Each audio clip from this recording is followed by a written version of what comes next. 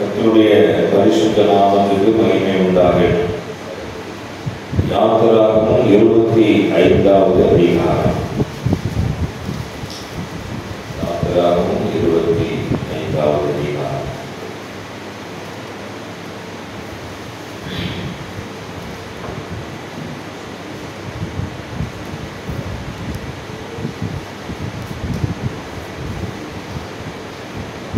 பதினாறாவது வசனத்தையும் 21வது வசனத்தையும் நான் வாசிக்கிறேன்.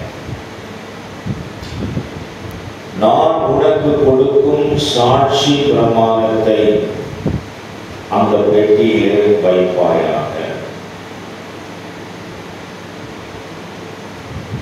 21வது வசனம்.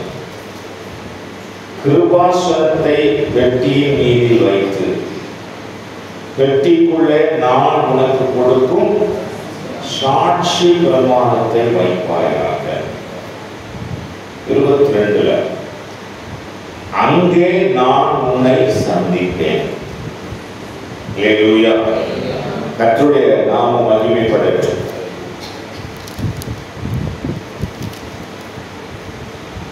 கர்த்தருடைய பெட்டி என்று சொல்லப்படுகிற உடன்படிக்கை பெட்டி, கிருபாசனம்,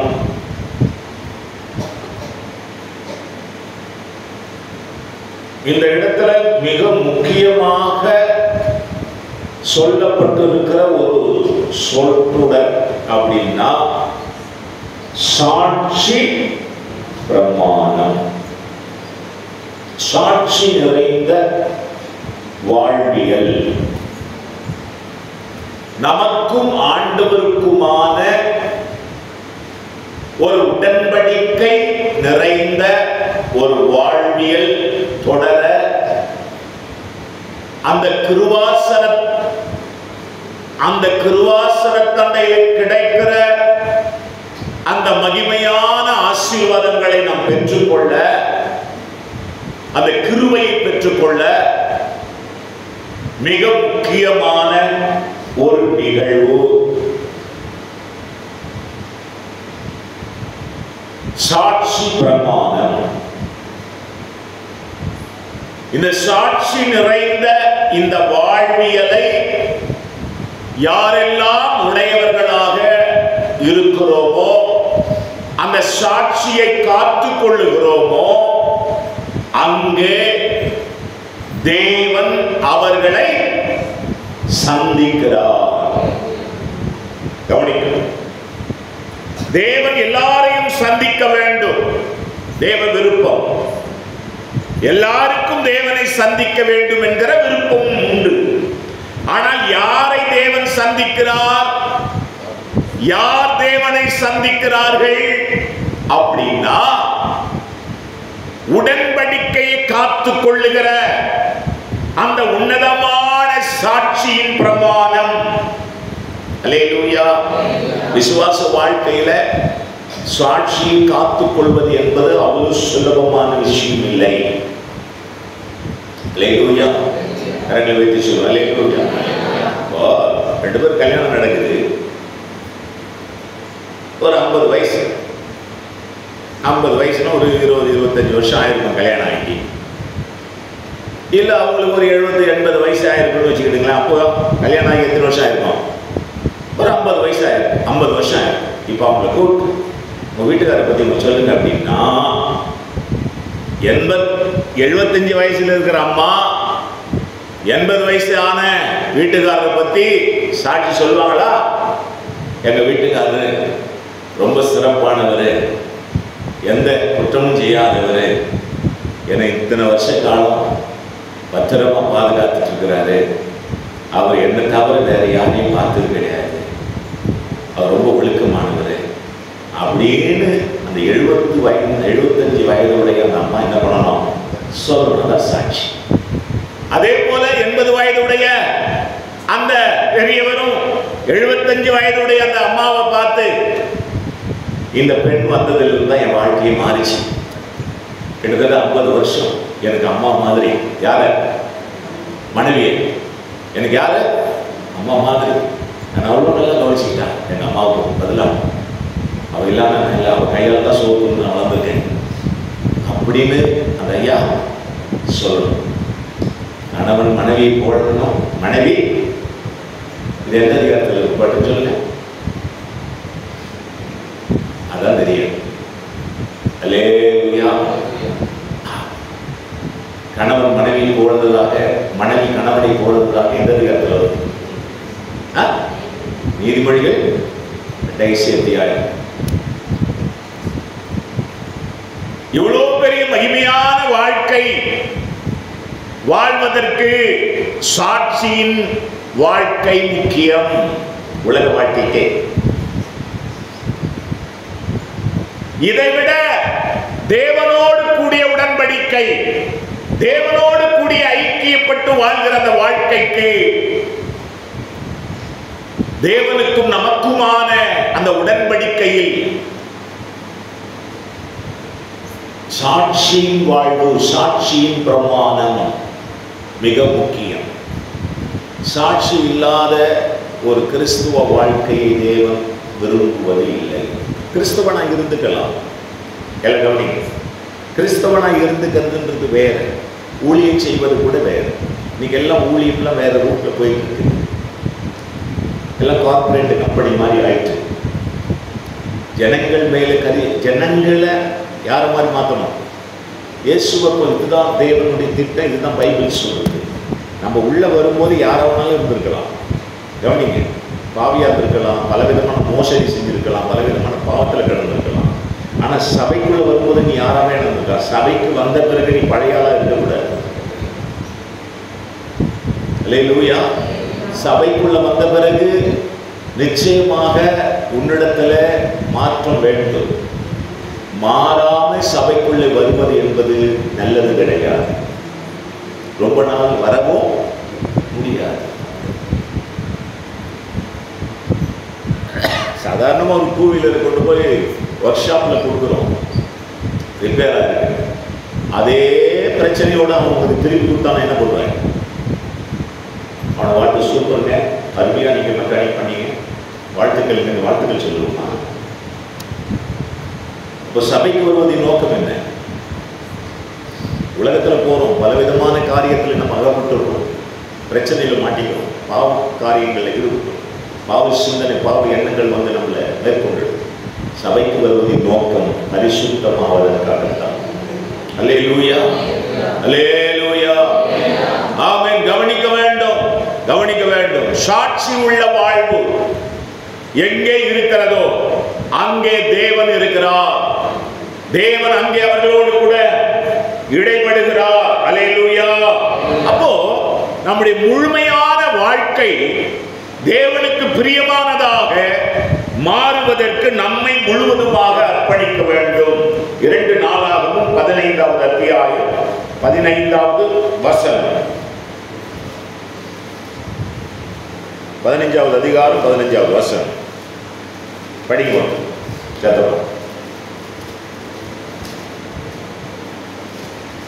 15 இருக்கா இல்லையா?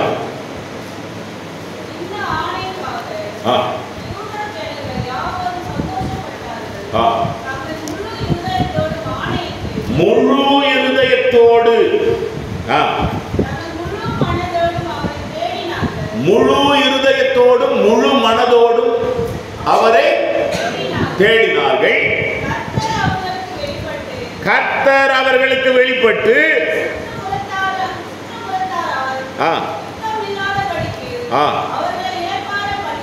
அல்லேலூயா. கவனிங்க, இந்த அதிகாரம் என்ன சொல்லுதுன்னா, தங்கள் முழு மனதோடு, தங்கள் முழு இருதயத்தோடு ஆணையிட்டு, பிராமிஸ் பண்ணி, தங்கள் முழு இருதயத்தோடு முழு மனதோடு அவரை தேடினார்கள். கர்த்தரை தேடினார்கள் முழு இருதயத்தோடு, முழு ஆத்துமாவோடு. அல்லேலூயா. முழு மனதோடு தேடினார்கள். கர்த்தர் அவர்களுக்கு வெளிப்பட்டாராம்.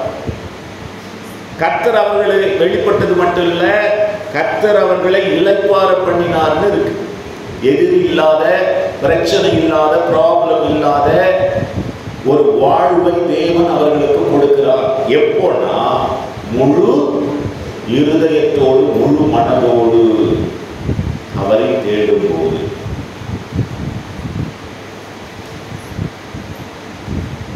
ஆவிக்குரிய வாழ்க்கை, உடன்படிக்கை,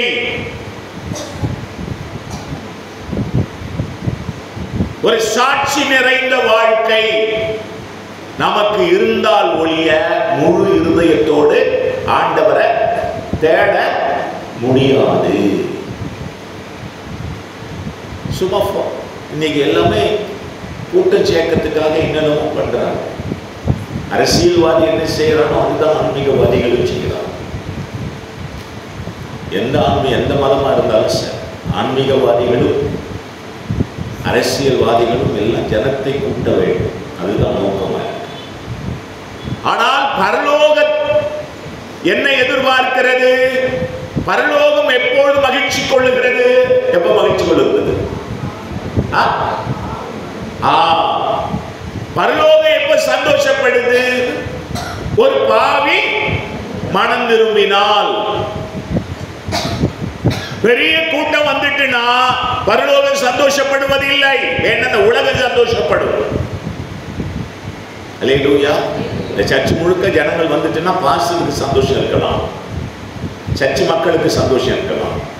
ஆனா பரலோகம் சந்தோஷப்படுமா அப்படின்னா வந்தவங்க அத்தனை பேர் என்னவா இருக்கணும்? மனம் திரும்பி இருக்கணும். நாங்கள் பாவங்களை விட்டு மனம் திரும்பி இருக்கணும், பரிசுத்தமாக இருக்கணும். இங்க வந்திருக்கிற இது தேவனுடைய திருச்சபை, கவனிக்கணும். இங்க வந்திருக்கிற எல்லாரையும் தேவன் சந்திக்கணும். அல்லேலூயா. தேவன் என்ன பண்ணணும்? சந்திக்கணும். தேவன் யாரை சந்திப்பார்? பரிசுத்தம் இல்லாமல் அவரை சந்திக்க முடியாது. அப்ப அவர் யாரை சந்திக்கிறார்? சும்மா சின்ன காரியம் தான் அதெல்லாம், சின்னதாவே ரொம்ப நம்மள அலட்டிக்காம சாதாரணமா யோசித்தீங்களாவே தெரியும் கர்த்தர் யாருன்னு. சாட்சியின் உடன்படிக்கையை காத்து கொள்ளாத பட்சத்தில் தேவன் நம்மை சந்திப்பது இல்லை. சாட்சியின் வாழ்க்கை தான் பரிசுத்த வாழ்க்கை, அர்ப்பணிப்பின் வாழ்க்கை.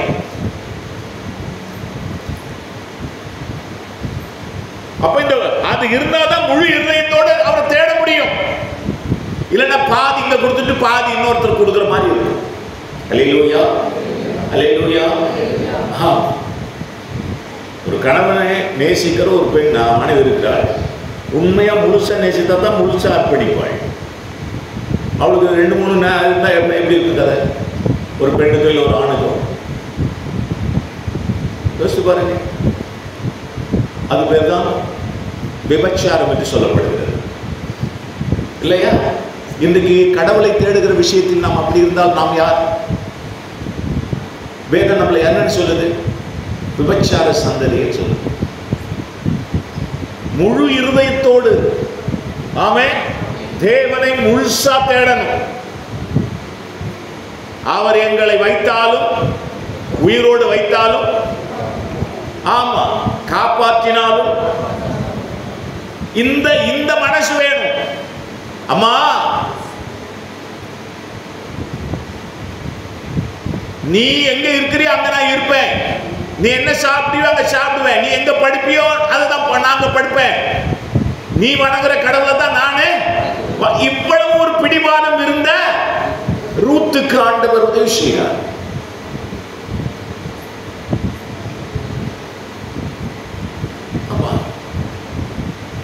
அதாவது ஒரு சரியான ஒரு அர்ப்பணிப்பு எங்க இருக்கிறது? கர்த்தர் அங்க இருப்பார். கர்த்தர் அவங்களை விட மாட்டார். கர்த்தருக்காக நீ வைராக்கியமா இருந்து பாரு, அவர் உனக்காக வைராக்கியமா இருப்பார். அல்லேலூயா. குடும்ப வாழ்க்கையா இருக்கட்டும், சபைக்குள்ள இருக்கட்டும், சபைக்குள்ள இருக்கிற இது என்னுடைய மந்தை, இது என்னுடைய சபை, நான் இங்கே இருக்க வேண்டும், இப்பொழுது நான் இங்கே தான் இருக்க வேண்டும், வேற எங்கேயும் இருக்கக்கூடாது. அல்லேலூயா. நான் அவரை பின்பற்ற வேண்டும். ஆமென். என் ஆடுகள் என் சத்தத்துக்கு செவி கொடுக்க ஒரு மேய்ப்பன் சொல்றான். அதே போல ஒரு மந்தையில் இருக்கிற ஆடு சொல்ல வேண்டும், என் மேய்ப்பன் சத்தத்துக்கு நான் என்ன பண்ணுவேன், செவி கொடுப்பேன். ஒரு மேய்ப்பன் எங்க இருக்கிறானோ அங்கே ஆடுகள் இருக்கிறது.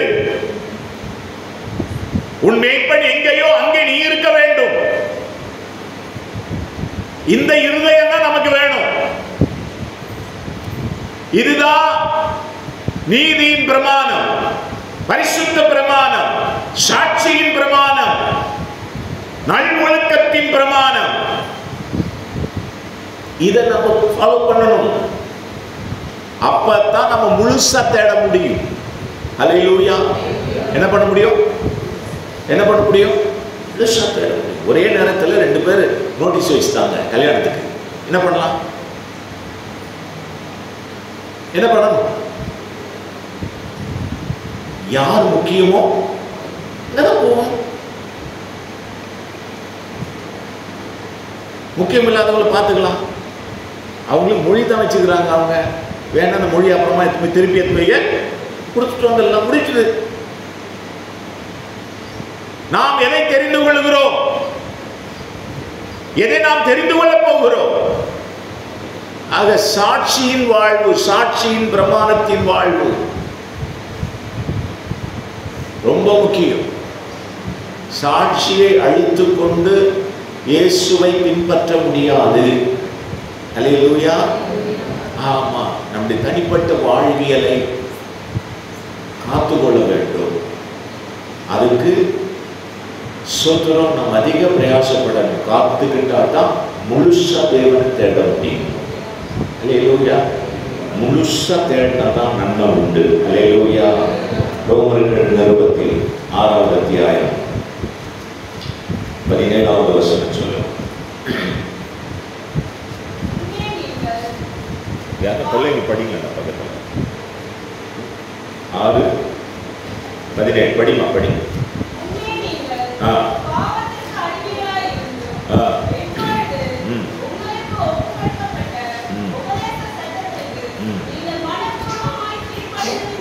உங்களுக்கு ஒப்பு கொடுக்கப்பட்ட உபதேச சட்டத்துக்கு மனப்பூர்வமாக கீழ்ப்படிந்ததினாலே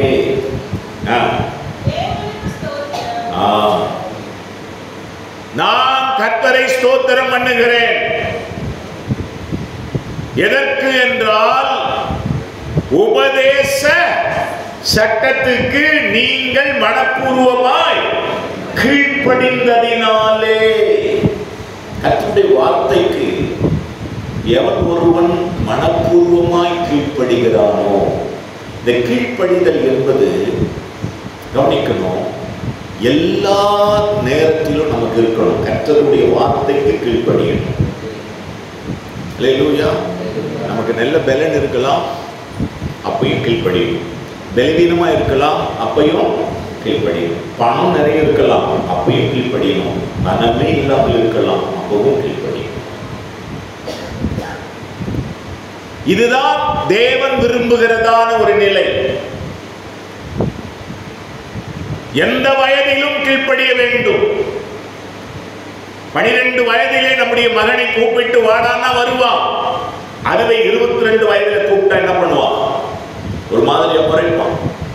அதுவே 32 வயதுனா எனக்கே பிள்ளை ஆயிட்டு என்னென்ன வாடா போடன்னு சொல்லுகிற அப்படின்னா அப்பாவை கேட்பான். எந்த வயதிலும் அப்பாவுக்கு உரிமை உண்டு தன்னுடைய பிள்ளையை ஆடா என்று கூப்பிட. ஆனால் அதை ஏற்றுக்கொள்ளுகிற மனசு யாருக்குதான் இல்லை? பிள்ளைகளுக்கு இல்லை. தன்னுடைய தகப்பன் என்னை பெயர் சொல்லி கூப்பிட்டாலே கோபம் வருகிற பிள்ளைகள் இன்றைக்கு இருக்கிறார்கள். அது சரியானது, கீழ்ப்படிதலுக்கு உகந்தது இல்லை. எல்லா வயதிலும் எல்லா சூழ்நிலையிலும் பெற்றோருக்கு பிள்ளைகள் என்னபடியாகணும்? கீழ்ப்படிய வேண்டும். அதுபோல இந்த உலகத்தில் இருக்கிற எல்லா மனிதர்களும் விசேஷமாய் கர்த்தருடைய பிள்ளைகள் கர்த்தருக்கு கீழ்ப்படிதல் அவசியம். முழு இருதயத்தோடு முழு மனதோடு இதை செய்யணும். அப்படின்னா நீ கீழ்ப்படிதல் உள்ள ஒரு வாழ்க்கை வாழணும். அப்படின்னா முதல்ல சொன்னது அது உங்கள்கிட்ட இருந்தாதான் இது நடக்கும். எது? சாட்சியின் பிரமாணம். சாட்சி உள்ள ஒரு வாழ்க்கைய நீ வாழணும்னு நினைச்சு அதை பாதுகாத்தா தான் அப்பா அம்மாவுக்கு கீழ்ப்படிவ, பாசம் கீழ்ப்படிவ, பெரியவங்களுக்கு கீழ்ப்படிவ, ஆண்டவருக்கு கீழ்ப்படிவ. இல்ல அந்த சாட்சியை உதச்சி கீழே தள்ளிட்டினா ஆண்டவர் அணி சண்டை போட்டுடுவ, அப்பா அம்மா கிட்ட சண்டை போட்டுடுவ, பெரியவங்களுக்கு அணி சண்டை போட்டுடுவ, எல்லாம் நடக்கும். சாட்சி போச்சு. அப்ப இந்த சாட்சியை நீ காப்பாற்றி கொள்ளணும் தான் கர்த்தர் உங்கள்கிட்ட பேசுவார். நீ சமாதானமான ஒரு வாழ்வியலை வாழ்ந்தால்தான் கர்த்தர் உங்கள்கிட்ட வந்து பேசுவார். நீ கர்த்தராண்ட பேச முடியும், அவரை பார்க்கவே முடியும், தரிசிக்க முடியும். அல்லேலூயா. ஆமா, ஏதோ வந்தோம், கோயிலுக்கு வந்தோம், ஏதோ நம்மளாண்ட இந்த காணிக்கு போட்டோம், அல்லேலூயா தோத்திரம் சொல்லிட்டு போயிடுவோம்னா சர்ச்சை அது கிடையாது. அது வேற கோவில்னா ஓகே, அல்லேலூயா. ஆனா சபை அதுக்காக உருவாக்கப்பட்டது இல்லை. ஆனா இன்னைக்கு சபைகள் அது மாதிரி போயிட்டு இருக்குது, கஷ்டமா தான் இருக்குது. ஆனா சபையின் நோக்கம் அது இல்லை. சபையின் நோக்கம் அது இல்லை. சபையின் நோக்கம் தேவனுடைய வருகையில் சபை எடுத்துக் கொள்ளப்பட வேண்டும். அப்ப சபை எதுவா மாறணும்? பரிசுத்தமா மாறணும். இந்த சாட்சியின் பிரமாணத்துக்குள்ள சபை இருக்கணும், கிருபாசன தண்டையில் இருக்கணும், கர்த்தருடைய பெட்டியில் இருக்கணும், உடன்படிக்கை பெட்டி, அவருக்கும் நமக்குமான அந்த உடன்படிக்கையில் இந்த சாட்சி நிற்கணும். அங்க அப்ப நிற்கும் போதுதான் அவர் வந்து நம்மளை எழுத்துக்கிறார், சந்திக்கிறார். அப்போ இதெல்லாம் நடக்கணும்னா இருந்தா நாம் தேவனுடைய வார்த்தைக்கு, தேவனுடைய வசனத்துக்கு, தேவனுடைய சத்தியத்துக்கு கீழ்ப்படிவோம். எதிர்க்க மாட்டோம், சத்தியத்தை எதிர்க்க மாட்டோம். கர்த்தருடைய வார்த்தை என்கிட்ட பேசுது அப்படின்னா அதுக்கு உடனே கீழ்ப்படிஞ்சிருவோம். என்னது இது? கர்த்தருடைய வார்த்தை. யார் சொன்னாங்க? கர்த்தருடைய வார்த்தை. ஒருவேளை அது எனக்கு இன்பமா இருக்கலாம், கஷ்டமா இருக்கலாம், எப்படி வேணாலும் இருக்கலாம். ஆனால் அது கர்த்தருடைய வார்த்தை, அது என்கிட்ட பேசுது, கண்டிப்பா அது உண்மைதான். ஆமா, இந்த சூழ்நிலை நிமித்தமாக நான் அதை புறக்கணிக்கிறேன், ஒருவேளை நான் சோதரம் என்னை நான் ஏமாற்றிக் கொள்ளுகிறேன், ஆனால் அது உண்மை. கர்த்தர் என்னோடு இடைப்படுகிறார், பேசுகிறார். வானமும் பூமி மாறினால் இந்த வார்த்தை மாறாது, ஒழியாது. இந்த வார்த்தை தான் பிற்காலத்தில், கடைசி காலத்தில் நம்மை நியாயந்திருக்க போகிற வார்த்தை. இந்த ஒரு பயமும் நடுக்கும் நமக்கு இருந்த இந்த வசனத்துக்கு நாம் முதலாவது கீழ்ப்படிய வேண்டும். அடுத்ததாக மத்தேயு 18ஆம் அத்தியாயத்தில் 35வது வசனம்.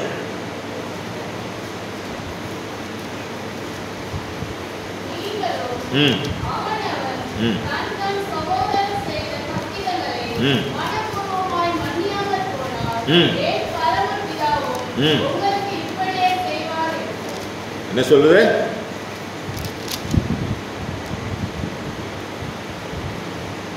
மனப்பூர்வமாக நீங்கள் மன்னிக்கணும். அல்லேலூயா.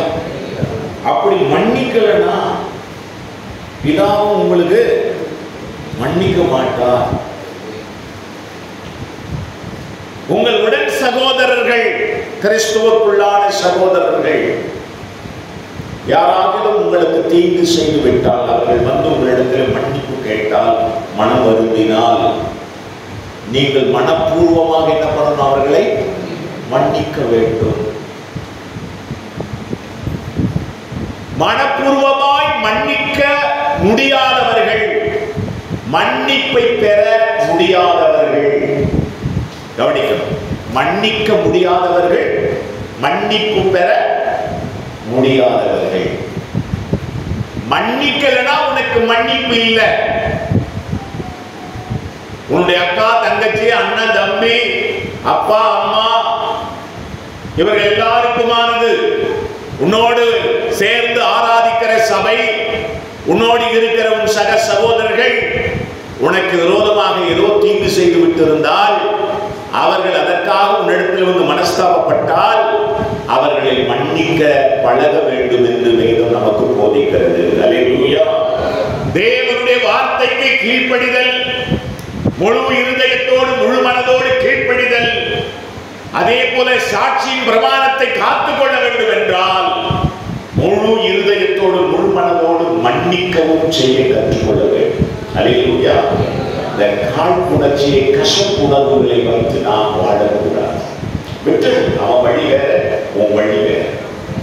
விட்டு போ, போட்ட கொண்டு போ. கர்த்தர் உனக்கு இருக்கிறார், கர்த்தர் நடத்துவார். அல்லேலூயா.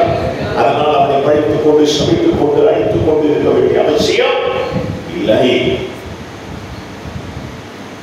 சாட்சியின் பிரமாணத்தை காத்துக் கொள்வதற்கு கர்த்தருடைய வார்த்தைக்கு கவனம் செலுத்தி முழு இருதயத்தோடு கீழ்ப்படி சாட்சியுள்ள வாழ்க்கையை காத்துக் கொள்வதற்கு மற்றவர்கள் விரோதமாக, மற்றவர்கள் உனக்கு விரோதமாக செய்த காரியங்கள் கொண்டிருக்கிறார். அவர்கள் வந்து மனஸ்தாபப்பட்டால் அதை மன்னித்து விட்டுவிட பழகு. அல்லேலூயா.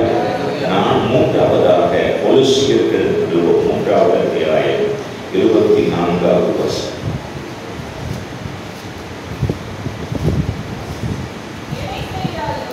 எதை நீ செய்தாலும்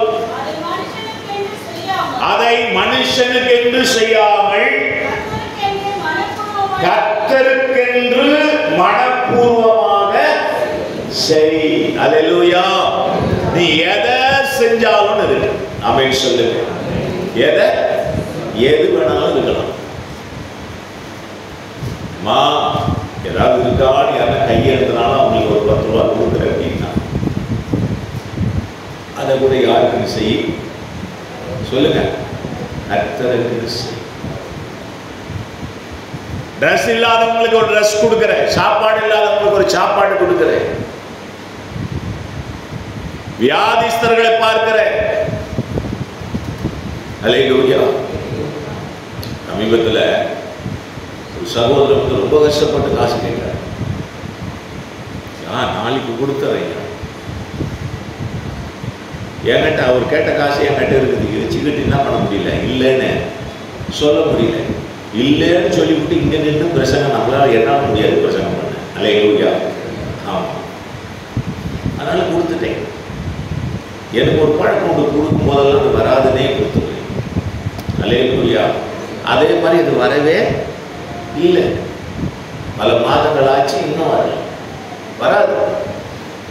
அது யார் ராசி அப்படி கூட எடுத்துக்கிடுவாங்க. அல்லேலூயா. கவனிக்கணும். எதை செய்தாலும் என்ன பண்ணுங்க, கர்த்தருக்கென்று செய்யுங்கள். உனக்கு பலன் இருந்தா செய், இல்லைன்னா இல்லை, ஸ்தோத்திரம் பண்ணிட்டு கம்பெனி இல்லைன்னா பிரச்சனை இல்லை. அது பாவமாகாது. யாரோ முடியாதவர்கள், இயலாதவர்கள், கஷ்டப்படுறவர்கள் உண்டுன்னா ஸ்தோத்திரம். அதுதான் மனப்பூர்வமாக செய். உன் மாமியாராக இருக்கட்டும், மனப்பூர்வமாய் அவர்களுக்கு பணிவிடை செய். அல்லேலூயா. ஒவ்வொரு முறையும் நல்லா திட்டிட்டு என்ன பண்ண செய். இல்லை கஷ்டமா இருக்குதுல்ல, மாமியாரை பார்க்க, மாமியாரை பார்க்க அது எவ்வளோ பெரிய கஷ்டம். எங்கள் அம்மா போய் மாட்டி முடிச்சுட்டு இல்லையா. ஆமாம். கத்த பலன் தருவார். அதெல்லாம் ஆசீர்வாதம் தான். மாமியார் பார்க்கல.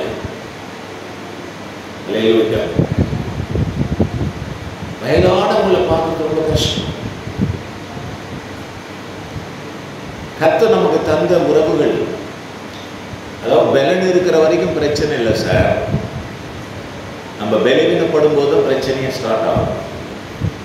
நம்மளால ஒண்ணுமே செய்ய முடியாத சூழல் வருது பத்தியா. அப்பதான் நம்ம வீட்டுக்காரர் யாருன்னு நமக்கு தெரியும், நம்ம மனைவி யாருன்னு நமக்கு தெரியும், நம்ம பிள்ளைங்க யாருன்னு நமக்கு தெரியும். அது வரைக்கும் தெரியவே தெரியாது. நல்லா தான் தெரியும். அது வரைக்கும் எங்க வீட்டுக்காரர் சூப்பர் வீட்டுக்காரர், எங்க மனைவி சூப்பர் மனைவி. அது வரைக்கும் பிரச்சனை இல்லை. பலவீனப்படும் போது, சோர்ந்து போகும்போது, நம்மால எதுவுமே செய்ய முடியாத சூழல் வரும்போது தெரியும். ஆனா வேதம் என்ன சொல்லுகிறது? எந்த சூழல் வந்தாலும், எதை செய்தாலும் கர்த்தருக்கென்று மனப்பூர்வமாக செய்யுங்கள். அப்பதான் எதை காத்துக்கொள்ள முடியும்? சாட்சியின் வாழ்வை காத்துக்கொள்ள முடியும். சாட்சி பிரமாணத்தை காத்துக்கொள்ள முடியும். சாட்சி பிரமாணம் இருந்தாதான் கர்த்தர் நம்மளை சந்திப்பார். சாதாரண சத்தியம், ஆனா பெருசு. சாட்சி ஆண்டவருக்கு நமக்குமான அந்த உறவில் சாட்சி உள்ள ஒரு வாழ்வு இருந்தால்தான் கர்த்தர் நம்மளால் பேசுவார், சந்திப்பார். அப்போ இந்த சாட்சியை காத்துக்கணும்னா பைபிள் வசனத்துக்கு கீழ்ப்படியணும். அல்லேலூயா. இந்த சாட்சியை காத்துக்கணும்னா மற்றவங்களை, நம்ம சொந்தக்காரங்க உறவு வந்து போனவன் கம்பெனியில முதலாளி அவன் எவன்றாலும் சரி மன்னிக்கணும். இந்த சாட்சியை காத்துக்கணும்னா எதை செஞ்சாலும் மனப்பூர்வமா செய்யணும். அல்லேலூயா, அல்லேலூயா. இதெல்லாம் செய்யும். அப்பதான் சாட்சியை காத்துக்கொள்ள முடியும். சாட்சியை காத்துக்கிட்டா தான் கர்த்தர் நம்மளை சந்திப்பார். இந்த சாட்சி பிரமாணம் இருந்தாலும் சந்திப்பார்.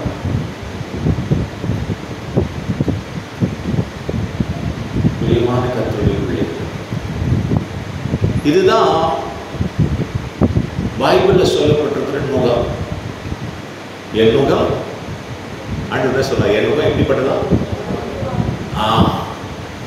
என்ன நுகம் அது?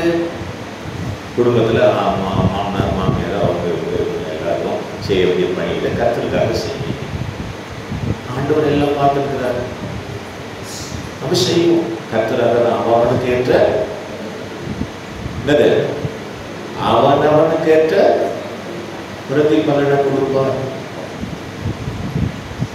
வெகுமானத்தை தருவார், கூலியை கொடுப்பார். நம்ம சொல்றோம் இல்லையா, கடவுள் தான் உங்களுக்கெல்லாம் என்ன பண்ணணும், கூலி கொடுக்கணும். அதான் அந்த வசனம். உலகத்தை வேற மாதிரி சொல்லியிருக்கோம். அவன் நம்முடைய செய்கைகளுக்கு ஏற்ற பலன், அதுதான் அந்த கூலி. அப்போ நாமும் இந்த வாலிப வயதில, நடுத்தர வயதில இருக்கிற நீங்களும் நானும் எல்லாரும் கூட ஒரு நாள் முதிர்ந்த நிலையில் தள்ளப்படுவோம். அப்போ கர்த்தர் உனக்கு உதவி செய்யணும் அப்படின்னா இன்றைக்கு நீ இவைகளை கடைபிடிக்க பழக வேண்டும்.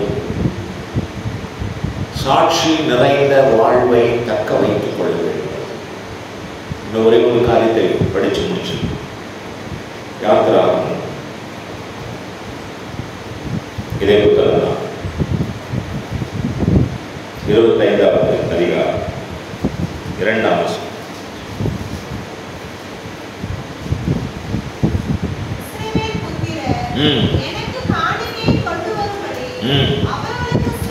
சொல்லு, மனப்பூர்வமாய் உற்சாகத்துடன் கொடுப்பவன் எவனோ அவனிடத்தில், இல்லைன்னா வாங்காதடான்றார். அப்போ தேவனுடைய ஆலயத்துல தேவனுடைய காரியத்துக்கு ஒரு கட்டட இடத்தை வாங்கணும், ஒரு கட்டடத்தை கட்டணும், ஒரு பில்டிங் ஒயிட் வாஷ் பண்ணணும், கரண்ட் பில் கட்டணும், பல விதமான மெயின்டெனன்ஸ், அது இது வரி இதெல்லாம் கட்டணும். இல்லை, இது எல்லாவற்றுக்காகவும் ஒரு சபைக்கு வேண்டிய பொருளாதாரம் அவசியம். அந்த பொருளாதாரம் கர்த்தருடைய பிள்ளைகளுடைய கரத்தில் தான் வாங்கப்பட வேண்டும். ஆனால் அது கட்டாயத்தின் அடிப்படையில் வாங்கக்கூடாது என்று வேதம் போதிக்கிறது. அல்லேலூயா. அதை எப்படி பெற்றுக்கொள்வது, அதை எப்படி நாம் கொடுப்பது அப்படின்னா, மனப்பூர்வமாய் உற்சாகமாய் கொடுக்கிறவன் எவனோ,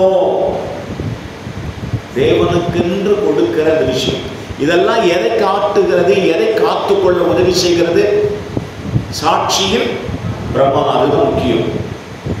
இந்த சாட்சி நிறைந்த வாழ்க்கை நமக்கு வேணும்னா கர்த்தருடைய வார்த்தைக்கு கீழ்ப்படிதல். அடுத்தது மன்னித்தல், அப்புறம் செய்தல், அப்புறம் கொடுத்தல். கர்த்தருடைய வார்த்தைக்கு கீழ்ப்படிதல். இந்த உலகத்திலே நம்மோடு கூட வாழ்கிற எல்லாருடைய தவறுகளையும் அவர்கள் மனம் திரும்பி வரும்போது, மன்னிப்பு கேட்கும் போது மன்னித்தல். எதை செய்தாலும் மனப்பூர்வமாய் செய்தல், கர்த்தருக்கென்று மனப்பூர்வமாய் உற்சாகமாய் கொடுத்தல். இந்த 4 விஷயங்களும் நம்மை சாட்சி உள்ளவர்களாய் நிறுத்தும். அல்லேலூயா. கவனிக்கணும், இந்த 4 யார்கிட்ட இருக்கிறதோ அவன் தான் சபையில் நிற்க முடியும். ஆண்டவரை ஒழுக்கமாக தேட முடியும். இந்த 4ல ஏதாவது ஒன்று அவுட் ஆனா கூட அவன் கவனிக்கணும், அவன் சாட்சி பிரமாணத்தை இழந்து போகிறான். அது நம்மளை பாவத்துக்கு நேராய் வழி நடத்திவிடும். தேவனை விட்டு நம்மை தூரப்படுத்திவிடும். சபையை விட்டு நம்மை தூரப்படுத்திவிடும். கர்த்தருடைய வார்த்தைக்கு கீழ்ப்படிதல், மற்றவருடைய பாவங்களை மன்னித்தல், கசப்போடு வாழக்கூடாது, மன்னிக்கணும். இந்த உலகத்தில் நாம் எதை செய்தாலும் கர்த்தருக்கென்று செய்ய பழகணும். வேலை கம்பெனியில் போய் வேலையை செஞ்சா கூட கர்த்தருக்கென்று செய். ஒழுக்கமா, உண்மையா, கர்த்தருக்கு பயந்து செய். 4வதாக கர்த்தருடைய ஊழியத்துக்கென்று மனப்பூர்வமாய் கொடுக்கிற, உற்சாகமாய் கொடுக்கிற அந்த இருதயம் உடையவர்களாக நம்ம இதெல்லாம் இருந்தாதான் சாட்சியின் பிரமாணத்தை காத்துக்கொள்ள முடியும். சாட்சியின் பிரமாணத்தை காத்துக்கொள்வது என்பது நல்லொழுக்கத்தை சார்ந்தது, பரிசுத்தத்தை சார்ந்தது. அதை நாம் காத்துக்கொள்ளும் போது கர்த்தரை நாம் சந்திக்க முடியும், கர்த்தரும் நம்மை சந்திப்பார். அல்லேலூயா. கண்களை மூடி நாம் ஜெபம் பண்ணுவோம். Praise the Lord.